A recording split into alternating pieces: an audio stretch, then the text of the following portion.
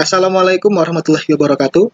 Halo Sobat Latsar, kali ini saya akan menceritakan sejarah singkat sosok Dwi Tunggal Kemerdekaan Indonesia, yakni Muhammad Hatta. Muhammad Hatta lahir dari pasangan Muhammad Jamil dan Siti Soleha yang berasal dari Minangkabau. Ia lahir dengan nama Muhammad Athar pada tanggal 12 Agustus 1902 di Bukit Tinggi. Pada tahun 1921, Muhammad Hatta pergi ke Rotterdam, Belanda untuk belajar ilmu perdagangan dan bisnis di Netherlands Handel School. Di Belanda, ia tinggal selama 11 tahun.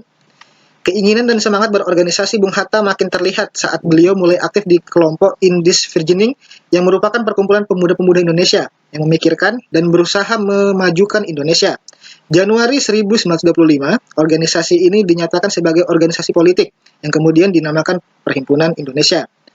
Keterlibatan Bung Hatta dalam organisasi dan partai politik bukan hanya di Belanda, tetapi sekembalinya ke Indonesia, beliau juga aktif di PNI atau Partai Nasional Indonesia yang didirikan oleh Soekarno pada tahun 1927. Peran Bung Hatta dalam peristiwa proklamasi kemerdekaan sangat penting. Saat itu Bung Hatta dinyatakan sebagai pemimpin utama bangsa Indonesia bersama Bung Karno. Beberapa kali beliau menjadi perantara golongan tua dan golongan muda.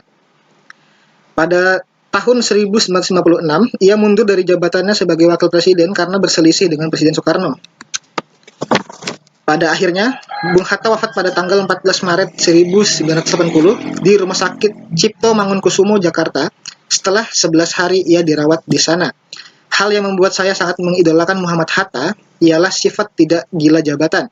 Beliau rela meninggalkan jabatan sebagai wakil presiden karena merasa kebijakan yang diterapkan oleh Bung Karno tidak sejalan dengan pemikirannya untuk memperjuangkan nasib bangsa. Sekian dari saya. Assalamualaikum warahmatullahi wabarakatuh.